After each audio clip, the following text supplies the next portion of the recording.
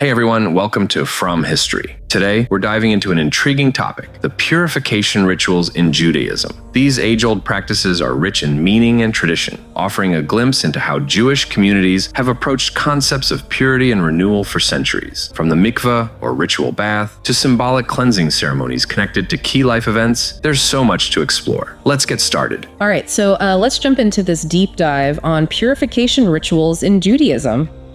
Oh yeah, it's a good one. Yeah, it tackles the topic from these psychological and cultural angles. It's not just like a how-to guide, you know? It digs into how these rituals can affect like the mindset and maybe even the health of Jewish people. That's right. It goes way beyond just, the mechanics of the rituals. Yeah. And it explores their deeper impact. I think that's what's so fascinating about it. Exactly, and we're going to uncover some surprising things. Oh, yeah. Like how these seemingly simple acts, like washing your hands or even what you choose to eat, Right. they actually play a role in this whole idea of spiritual purity. And that all goes back to taharat, Taharat. the Hebrew word for spiritual purity. So is that more than just like physical cleanliness then? Absolutely. It's about this deeper level of cleanliness, you know? It's about reaching a state where you're ready to connect with the sacred. It's a prerequisite for so many religious activities. Interesting. Okay. I'm starting to get the bigger picture here. Good. Now, the paper dives into rituals around big life events like birth and death. I have to say, I never really thought about purification rituals being connected to those things. Well, yeah, it makes sense when you think about it. Okay. These are moments of huge transition, both for the individual and the community. Yeah. So rituals provide a way to kind of navigate the spiritual implications of these events. So for instance, like circumcision or Brit Milah for baby boys, Right. It's seen as more than just a medical procedure. Oh, for sure. It's a powerful symbol. Yeah. Directly linked back to the story of Abraham in the Torah. Okay. And it's not just about boys either. Uh-huh. There's the naming ceremony, viola, for both boys and girls. Okay, I see it now. There's also this ritual called Pidyon Haben, Yes. the redemption of the firstborn son. Yes. I'm a little confused about that one. Can you explain that a bit? Of course. So the idea is that the firstborn son was traditionally considered, consecrated to God. In ancient times, this meant dedicating him to temple service. Okay. So Pidyon Haben is this symbolic way to redeem him from that obligation. So the family makes like a payment to a Cohen, a member of the priestly class. Yes. To essentially buy back their son's freedom. Exactly. And it's incredible how these ancient practices are still observed today in modern Judaism. Yeah, it really shows, the continuity of tradition. It does. The paper also mentions that death brings spiritual impurity or tuma. That's right. And I found it interesting that this idea applies not only to the deceased person, but also to the mourners. So it's a way The mourners are called one. One, okay. And they follow these specific rituals, including dietary restrictions and exemptions from certain religious obligations. So it's a way to acknowledge the huge impact of death on like a spiritual level. Exactly. It provides a structure for grieving. So there's this understanding that a period of, intense grieving and withdrawal is just a natural part of the process. Yes, and it's reflected in these rituals. And that even extends to the physical environment, like a house where someone has died is considered impure. Yes, the paper even mentions that it can extend to neighboring houses Oh, wow. if they share a wall. I had no idea. Yeah, it really shows you how deep these ideas of purity and impurity are in Jewish life. It's more than just a personal experience then. It is, and that leads us to the daily rituals. Okay. You wouldn't believe how much purification is involved in simply waking up. Okay, let's hear it. What's the first step? Well, it starts with Modiani. Modiani. It's a prayer of gratitude for being granted another day. And why is gratitude so important upon waking? Well, remember, sleep was seen as a kind of mini death in ancient times. Oh, okay. So waking up Yeah. is a moment of spiritual renewal, hence the thankfulness. That makes sense. And is that why the handwashing ritual, Netilat Yadayim, Yes. is so important? It's like cleansing yourself from that state of sleep impurity. Precisely, you're purifying yourself from the impurity of sleep. Okay. There's a very specific way to do it. Oh, really? Pouring water from a cup over each hand multiple times. The paper emphasizes that it's not just about getting your hands visibly clean. Right. There's a deeper symbolic purification happening. Exactly. But is this just for when you wake up? Well, hand washing is a big part of many Jewish rituals, but let's stick with waking up for now. Okay. After Netilat Yadayim, many devout Jews will put on tefillin. Yes. Those small leather boxes containing verses from the Torah. You got it. Okay. They're worn on the forehead and the arm, and they serve as this physical reminder of God's presence and the story of the Exodus. So it's like carrying a bit of scripture and history with you throughout the day, Yeah. keeping those ideas front and center. And speaking of daily rituals, we can't forget about food. Yes, the famous Jewish dietary laws. Right. But even before we get to what you can and can't eat, there's that whole ritual of hand washing Netilat before each meal. You're catching on quickly. Even if your hands look clean, you still perform this ritual. So it's about preparing yourself spiritually to receive nourishment. Exactly. It's not just hygiene. It's a mindful act of setting an intention before you eat. I love how this deep dive is uncovering all these little details. Me too. It really brings the whole concept to life, you know? And there are so many nuances. Yeah. Like the paper even mentions the symbolic act of dipping bread in salt. Salt. Okay, that's a new one for me. Why salt? Well, salt has been a symbol of purity and preservation for centuries. In this context, it can be seen as a way to further purify the food Okay. and acknowledge its value. That's really interesting. It makes you think about how even the smallest actions can be infused with this deeper meaning. Absolutely. And then, of course, there's kashrut, Sure. the Jewish dietary laws that determine which foods are considered kosher. Right, so no cheeseburgers for observant Jews. Uh-huh. But what strikes me is how these rules go beyond, just physical health and hygiene. There's clearly a spiritual dimension to it all. Absolutely. Kashrut is about aligning yourself with God's will, even in something as everyday as eating. I see. It's about making mindful choices Yeah. that reflect your faith. This is also fascinating, but before we jump into prayer and holy days, I want to pause for a moment. Okay. What stands out to you the most about these purification rituals so far? What really strikes me is how deeply integrated these practices are into daily life. Yeah. It's not just about these big ceremonies or special occasions. It's about infusing even the most ordinary activities like waking up or eating Right. with a sense of the sacred. I completely agree. It's like this constant reminder of the divine presence, throughout the day, a way to bring intention and meaning to every action. That's a key takeaway for anyone who's interested in understanding Jewish culture Yeah. and spirituality. These rituals aren't just about rules and restrictions. Right. They're about cultivating a mindset of awareness, intentionality, and connection to something larger than yourself. Beautifully said.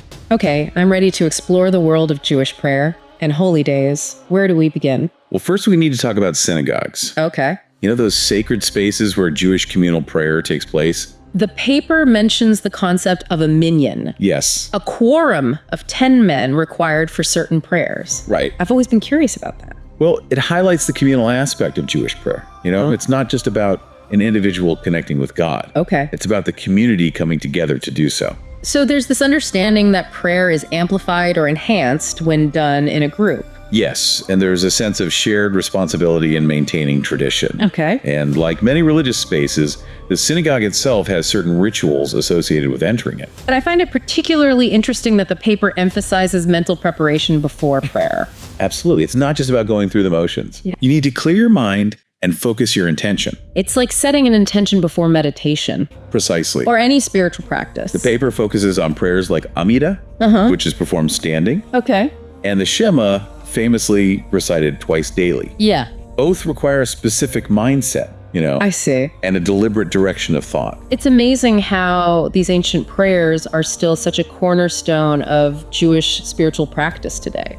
It really speaks to their enduring power and relevance. But it's not just about reciting the words. No. The paper stresses that it's also about understanding the meaning Yes. and engaging with the prayers on a deeper level. You need to be fully present, both physically and mentally in that moment of prayer, Okay. connecting to the deeper significance of the words. Exactly. And that level of intentionality is crucial for achieving true spiritual purification.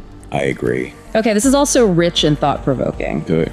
but I'm eager to get to the rituals surrounding Shabbat, the Sabbath. Okay. Tell me everything. All right. Well, Shabbat is the weekly day of rest, observed from Friday evening to Saturday night. Okay. It's a time to disconnect from the everyday world and reconnect with God, family, and community. And I understand that the preparation for Shabbat is a ritual in itself. It is. Okay. Really. What does it involve? Well, there's a whole series of actions involved, starting with cleaning the house and preparing delicious food. So it's about creating a sense of peace and order, making the home a welcoming space for the Sabbath. Exactly. The paper even mentions that dressing in your finest clothes Oh, wow. is part of the preparation. Okay. It's about honoring the sanctity of the day. It's like setting the stage for a special occasion. It is. What else is involved? Then there's this beautiful ritual of lighting candles and reciting the Kiddush prayer over wine or bread to sanctify the day. That sounds really beautiful. It's a moment filled with anticipation and joy. As you transition from the week into this time of peace and reflection. Does the paper talk about any other Jewish holidays that involve these kinds of purification rituals? It briefly touches upon Rosh Chodesh, Rosh Chodesh. the beginning of each lunar month. Right. I know it's a time for reflection and setting intentions for the month ahead. Yes. But are there specific purification rituals associated with it? Yes. There are special prayers recited on Rosh Chodesh, Okay. and some people choose to fast as well. So it's like a mini spiritual reset. Exactly. It's amazing how the Jewish calendar is filled with these moments for spiritual renewal and purification. And the paper gives us a glimpse into a few other significant holidays. Okay. It mentions the counting of the Omer, which is a nightly ritual leading up to Shavuot, Right. the holiday that commemorates the giving of the Torah. Right. And what about Rosh Hashanah and Yom Kippur? Those are the big ones, of course. Yeah. Rosh Hashanah, the Jewish New Year, is a time of repentance and introspection.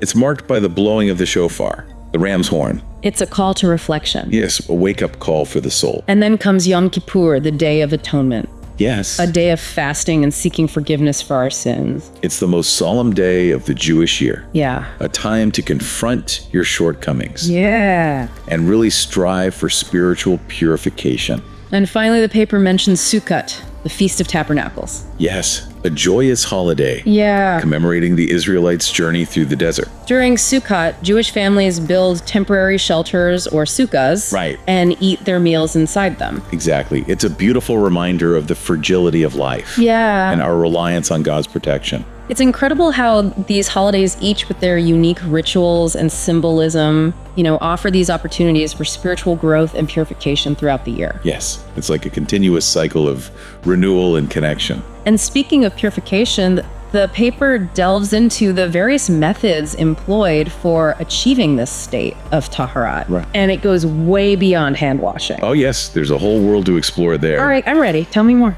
One of the most significant methods is Tevila immersion in a mikveh. A mikveh is a ritual bath, right? Yes, it's a pool of water. Mm-hmm. That's been prepared according to specific religious requirements. I see. Immersion in the mikveh is used for various purposes, including conversions to Judaism, Okay. purification after childbirth, and even preparing for marriage. That is quite a range. It sounds like a very powerful symbol of spiritual cleansing and renewal. It is. Okay. And then there's specific methods for purifying utensils. The paper mentions agala, Aga. which involves immersing them in boiling water. I imagine that's to remove any non-kosher contamination. Exactly. It's a way to cleanse the tools used in daily life, Yeah. ensuring that they align with the principles of kashrut. And there's also libun. Yes, thabun, which is purifying utensils by heating them with fire. Okay, so there are multiple ways to achieve this purification depending on the object and the situation. It's all about ensuring that things are spiritually clean. And then there's nikor, which is the removal of forbidden fats and nerves from kosher animals. Yes, that's part of ensuring that the meat is fit for consumption, Right. according to kashrut. So there's an extra level of care and attention paid to the preparation of the food itself. Exactly. And it also reflects this deep respect for the animal and a mindfulness of the divine laws governing food consumption. It's amazing how these rituals, both big and small, are woven into every aspect of Jewish life. It creates this beautiful tapestry, Yeah. of tradition and meaning. Okay, so before we wrap up this part of our deep dive, Okay. I want to touch on two final concepts that seem crucial to understanding the Jewish approach to spiritual purification: All right. vidui and teshuvah. Okay. Can you unpack those for me? Of course, vidui is the confession of sins, and it has these deep connections to the ancient practice of atonement through sacrifices. So it's about acknowledging wrongdoing and seeking forgiveness. Exactly. Okay, and teshuvah is genuine repentance, That's right. a turning away from sin and a commitment to living a more righteous life. It's not just saying you're sorry. Right. It's about truly changing your behavior Yeah. and your heart. Teshuvah is seen as this powerful tool for spiritual cleansing and personal growth. It is. This has been such an incredible journey so far. I agree. I feel like I've learned so much about this intricate web of purification rituals in Judaism. Me too. And I think we've only just scratched the surface. Yeah. There's still so much more to explore. I can't wait to dive deeper into some of these topics in our next segment. Sounds good. But for now, I want to leave our listeners with a question to ponder. Okay. How do you think these practices impact the psychology of individuals and their sense of belonging to something larger than themselves? That's a great question to consider. It is, and it's something we'll continue to explore as we delve further into this rich and fascinating subject. Looking forward to it. Yeah, it really is a question worth thinking about. You know, these rituals aren't just like abstract concepts. Right. They're lived experiences that actually shape people's lives in very real ways. And that's what I find so intriguing, So let's shift gears a bit. Okay. And think about all of this from a more psychological and cultural standpoint. Okay. The paper you shared really delves into some fascinating connections there. Well, the author makes this key point that these purification rituals can have a significant impact on mental well-being. Okay. You know, they create like a framework for dealing with difficult emotions, I see. like grief, guilt, even anxiety. Yeah, that makes a lot of sense. Having these rituals to guide you through tough times Right. could offer structure, a sense of control, even comfort. Exact. Think about the rituals surrounding death, for example. Okay. The prescribed period of mourning, with its specific practices and restrictions, Yeah. allows individuals to process their grief within this supportive communal context. It's like having a roadmap for navigating a painful experience. Instead of feeling lost and overwhelmed, you have this set of steps to follow. Yeah, a path to walk. And that can be incredibly grounding, especially when you're dealing with, the emotional turmoil of loss. It helps to have that framework. It also creates a shared experience, right? Oh, absolutely. A sense of solidarity among those who are grieving together. The community plays a vital role in supporting individuals. Yeah. Through these rituals, there's this sense of collective responsibility for upholding these practices and helping each other stay on that path of tahara. That's a beautiful aspect. The paper also talks about how purification rituals can promote a sense of order and control in everyday life. Right. It's almost like they create this rhythm to the day, a sense of predictability. And that predictability can be so calming, Yeah. especially in a world that often feels so chaotic and unpredictable. I'm thinking about that sequence of rituals performed upon waking up. It's like setting the tone for the day, establishing a connection to something bigger than yourself right from the start. And as you move through the day, Yeah. These rituals offer these moments to pause, reflect, and recenter, Okay. like the hand washing before meals. Right. It's not just about hygiene. It's about taking a moment to appreciate the food that you're about to eat and acknowledge its source. It's a mindfulness practice woven into the fabric of daily life. Exactly like a mini meditation before each meal. And it's not just about individual well-being either. Right. These rituals also serve an important social function. Yes, they reinforce those communal bonds Okay. and strengthen a sense of belonging. I can see that participating in these shared rituals creates a sense of unity, a shared identity. It's about being part of something larger than yourself. And that's especially important for people who have often been dispersed and marginalized throughout history. So these rituals become a way of preserving tradition, passing down cultural knowledge from generation to generation. Precisely. They serve as a tangible link to the past, connecting present-day Jews to their ancestors and their shared heritage. The paper even suggests that these purification rituals have played a role in the very survival of the Jewish people. It's true, by maintaining this distinct set of practices and beliefs, Yeah. they were able to resist assimilation and preserve their cultural identity. Even in the face of immense adversity. Exactly. It's a powerful argument that speaks to the power of ritual. It makes you wonder how these rituals might be evolving in today's world, with so many Jews living in more secular societies. Right. How are these ancient practices adapting to contemporary life? That's the million-dollar question. Yeah. And it's one that anthropologists and sociologists are actively grappling with. Okay. There's definitely a spectrum of observance, from those who adhere strictly to traditional practices to those who adapt and reinterpret them in ways that fit their modern lifestyles. The paper hints at this, mentioning some of the different interpretations and practices that have emerged within various Jewish communities. And those differences often reflect geographic, cultural, even political influences. But what's remarkable is that despite these variations, there's this core set of principles and values that continue to resonate, across time and space. It speaks to the enduring power of tradition. Yeah, even as the world changes around us, these rituals offer a sense of continuity, connection, and meaning. And for many, they provide a source of strength, resilience, even hope. I love that it's not just about rules and restrictions. Right. It's about finding meaning and purpose in the face of life's challenges. It's about connecting to something larger than yourself. Beautifully said. It's I think not that just- captures the essence of it. Okay, so we've talked about the psychological and cultural implications of these purification rituals, but I'm also curious about the physical impact. Okay. Is there anything in the paper about how these practices might affect physical health? Tell me more. There is, and it might surprise you. Okay, I'm all ears. Tell me more. Well, the author points out that many of these rituals, while rooted in spiritual concerns, actually have practical benefits that can contribute to physical well-being. Okay, that makes sense. Like the emphasis on hand washing before meals and after certain activities clearly helps reduce the spread of germs. Exactly. And the dietary laws of kashrut, while often seen as primarily religious in nature, also have implications for food safety and hygiene. Right. The rules about slaughtering animals and separating meat and dairy products can help prevent contamination and foodborne illnesses. And the paper even suggests that some of the restrictions on certain types of food, like pork, might have been based on this ancient awareness of the health risks associated with those foods in certain environments. That's fascinating. So these ancient practices developed long before the advent of modern science. Right. Often align with what we now know about health and hygiene. It speaks to the wisdom embedded in these traditions. Yeah. They're not just about spiritual purity. They're about promoting well-being in a holistic sense.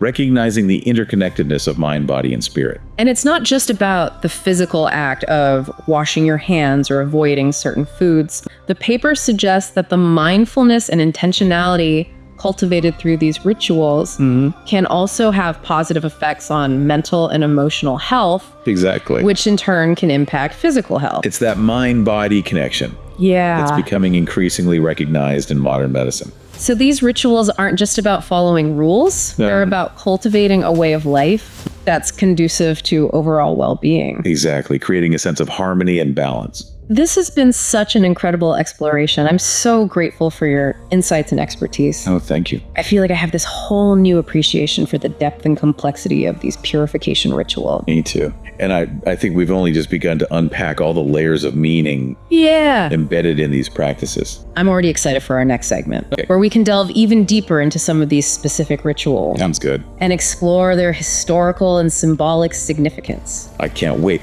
But before we move on, I want to leave our listener with a final thought. Okay, I'm listening. What is it? In a world that often feels increasingly secular and disconnected from the sacred, what role can these ancient purification rituals play in modern life?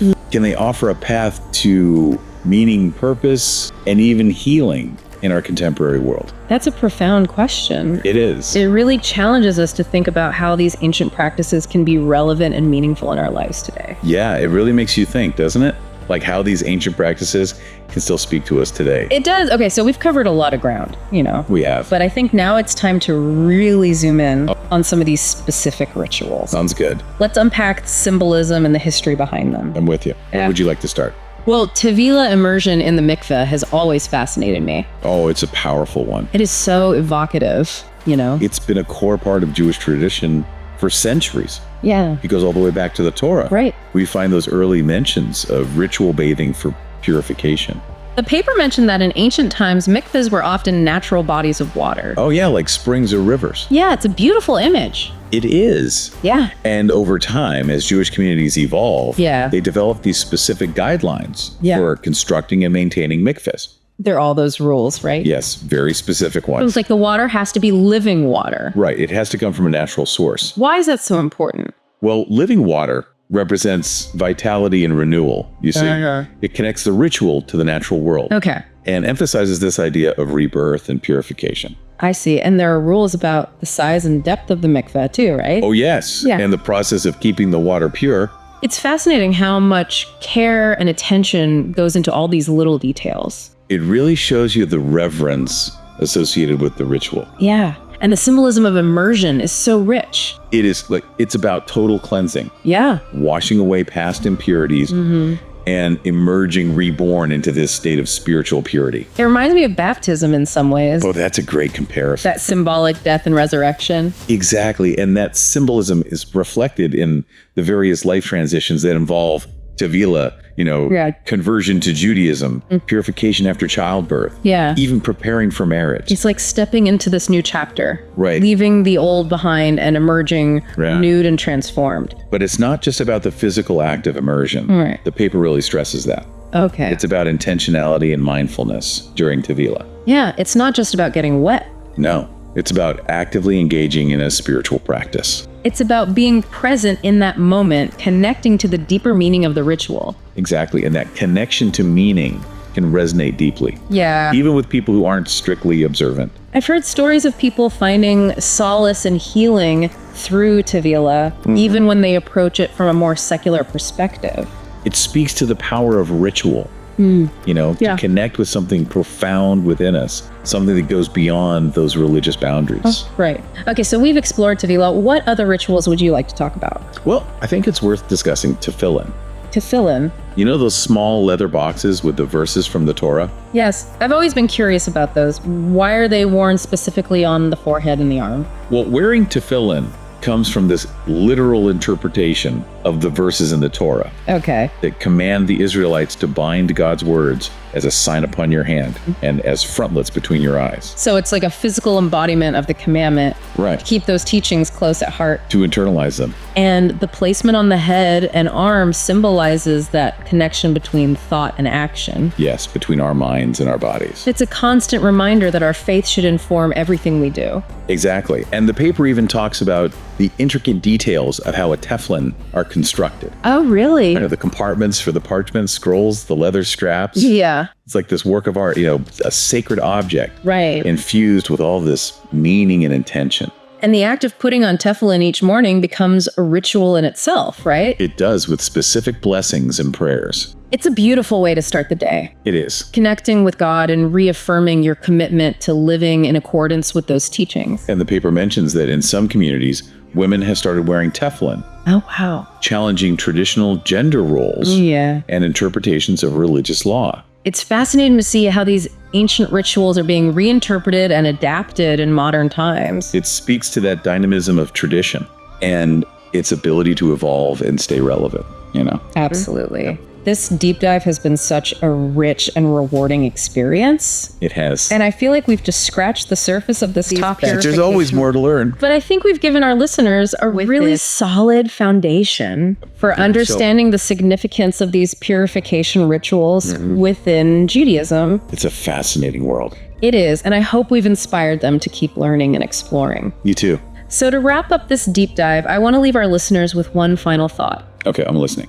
These rituals, as we've seen, are so much more than just a set of rules or practices. Right. They represent this whole way of life, Yeah. A path to connecting with the divine, with oneself, and with the community. And in a world that often feels fragmented and disconnected, Yes. they offer this powerful reminder of the importance of intentionality, mindfulness, Yes. and that search for meaning. Beautifully said. I think that's a perfect way to sum it all up. These rituals are not static or unchanging. Right. They're living traditions that continue to evolve and adapt, Yeah. offering wisdom and guidance for each new generation. And with that, we'll wrap up this deep dive into purification rituals in Judaism. Thanks for listening, everyone. Yes, thank you for joining us. We encourage you to keep exploring these concepts and to discover for yourself Yes. the richness and beauty of these ancient practices. Until next time.